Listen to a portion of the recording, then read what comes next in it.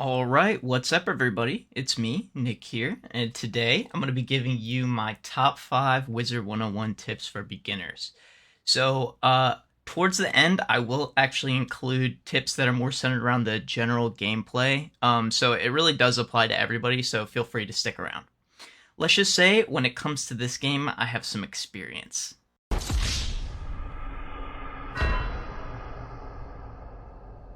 Well, at least I can give you some good advice. And without further ado, let's get started. Alright, so my first tip is going to be don't spend money on crowns right away. And I know that's kind of an obvious one for a lot of people who've been playing the game for a long time. But, for people who are new, they might not know that. And so this could be a helpful tip for them. I know it can be tempting, but just hear me out. The crown shop is full of stuff. Like, you've probably checked it out, but there's just too much stuff and it can be kind of overwhelming at times. So, if you decide to play the game, which you probably have since you're watching the video right now, you've likely come upon something that looks a little like this. To remedy this situation, I definitely suggest buying a membership. Crowns are expensive, and it's not really worth just having the permanent areas because it does become costly.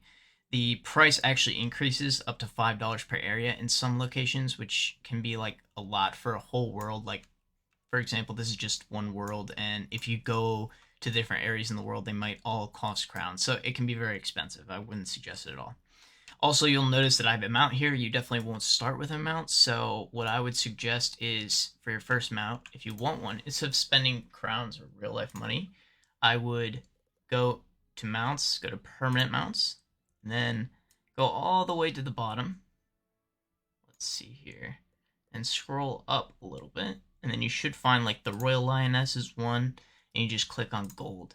And you can see here all of the mounts that have gold.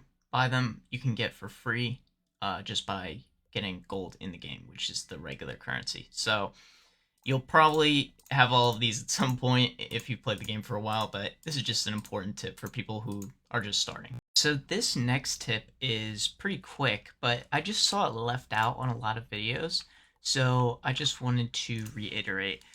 Make sure you item lock. So that pretty much just means going into your settings and you go over to the gameplay options too, and then when it says backpack item lock, you just want to make sure that's selected as a yes. It'll be no, and you just want to move it over to yes. Basically what that allows you to do is you'll see in my actual inventory here, I have some items that are locked, and everything I have equipped is also locked, but pretty much this prevents me from selling items on accident when you're mass selling. So if you have a lot of items like games like this typically do, you're just going to want to lock the item, and that pretty much just prevents it from getting removed or like quick sold or trash on accident. So that'll save you some hassle down the line. Stats and gear. So gear is one of the most entertaining parts of the game. But in order to know what the best types of gear are throughout the game, you got to first understand the stats, okay? So when you open your spellbook and you go to character, or you can just press C on your keyboard, there's going to be all these stats, and you're going to probably have kind of an idea of what they do if you've played a lot of video games, but possibly not. So damage is essentially going to be your percentage of so when you do damage spells like this, for example, it's going to boost that percent for the school. So for example, I have 25 ice damage. That's going to boost whatever spell I use that is ice 25% more. So for example, if you have the ice beetle here, does between 65 and 105 damage. That's going to boost that spell by 25%. Alright, and it's essentially the same thing for resistance, except for the opposite way. So whenever you get hit by something, it's going to resist 43%, right? Because that's the number I have. But you might not have those numbers. So now you might notice this number under. So this is called, I believe it's called just like base damage. And essentially it's just going to add 23, like for example, this is 23 myth base damage, right? So it's going to do 23 more base damage. So instead, you see the number for Mystic Colossus, the spell I'm on right now, has 635 base damage, right? So it's going to add 23 to that number, all right? And then because this is a percent, it's going to boost that entire number by 146%.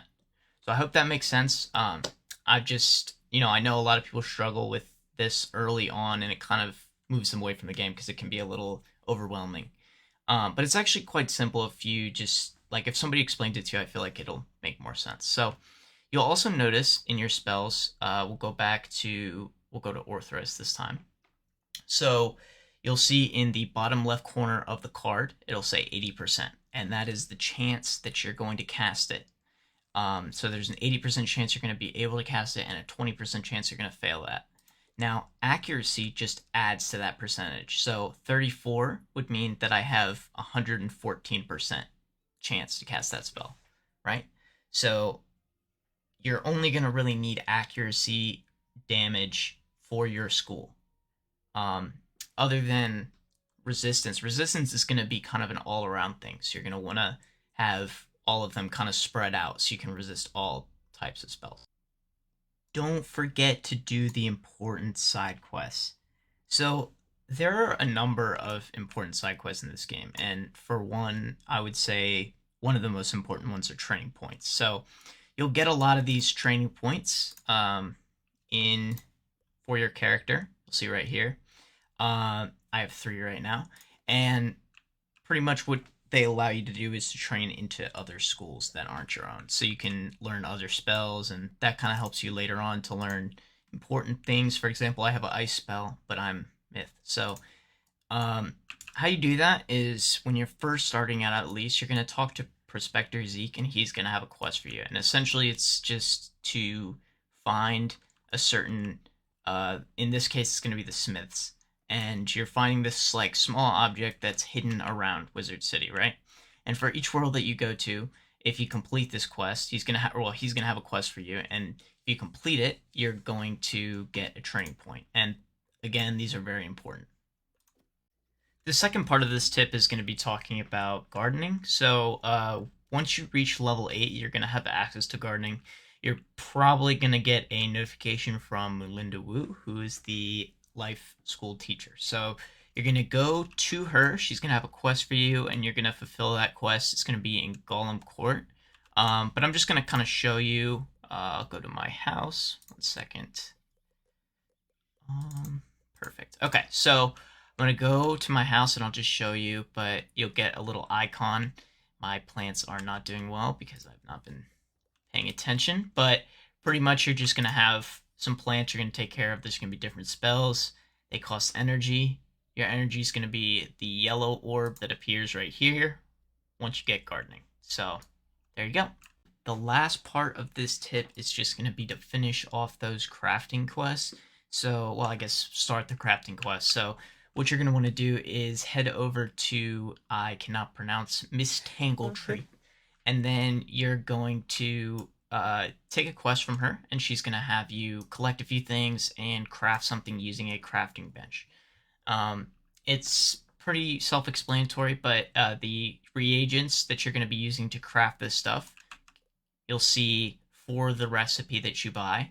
You're going to see, ore, red mandrake, black coal, citrine. Okay, I need those. I'm going to go collect those. So you go collect those, you buy the recipe, and you craft the item. And you might be saying that sounds like pointless, but the whole point is that later in the game, for example, you're going to get gear like the Dragoon gear. So this Dragoon set is going to be crafted, and there's a special dungeon that you actually have to do to get this. So you're going to buy the recipes. But the only way to do that is by having higher level crafting. So by that, I mean you're going to have crafting for the actual wizard that you have. So for the level you're at, you're going to have to be at level 130 crafting, etc. So like I said, every 10 levels is going to be a crafting quest. You just want to complete those as you go along, because otherwise it's just not going to work out. You're going to spend a lot of time in endgame trying to catch back up, and it's just not going to be worth it.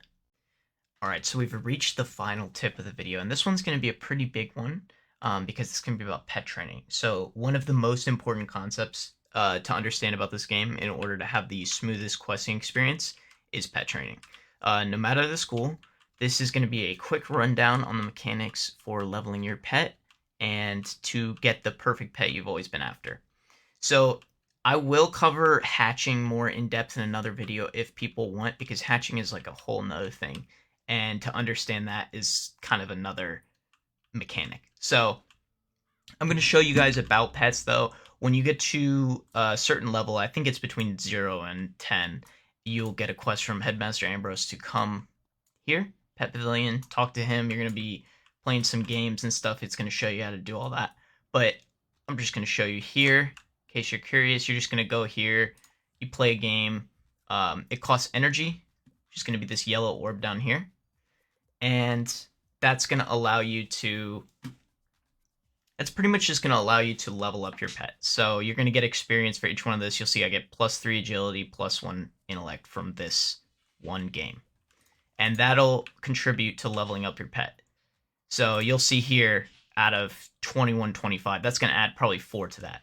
So the way you do that is after the game, you're going to get to feed your pet. And this is snacks. So you're going to get snacks throughout the game, and they pretty much just help you boost the training on your pet so it's a little easier. I would definitely, the higher number snacks, like the higher rank snacks, rank 8, I think there's rank 9 snacks and stuff. Yeah, rank 9 snacks or mega snacks.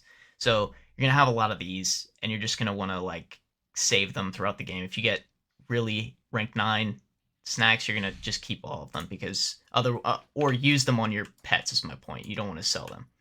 So I'm going to be covering how to level up. You'll see your pet is going to have multiple levels of growth. So it's going to be baby, teen, adult, ancient, epic, mega, and ultra. And for each of these levels up to mega, you're going to get a trait that's associated with that level. Now, these traits, the number here denotes its rarity. All right. So this is going to be a more rare ability than this because it has 1 dot. This is 4. And you'll see down here it says this is an epic talent. With 1 dot, it's an uncommon talent. All right. So if you're wondering what this number here is, this is known as your overall pedigree. And your overall pedigree just basically means the rarity of the traits you could possibly manifest in the trait pool.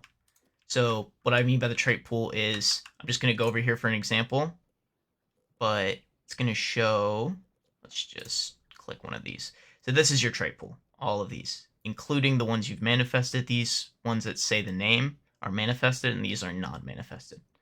So it's directly associated with that. And you'll notice how this dragon has a really high base pedigree because it has all epic talents.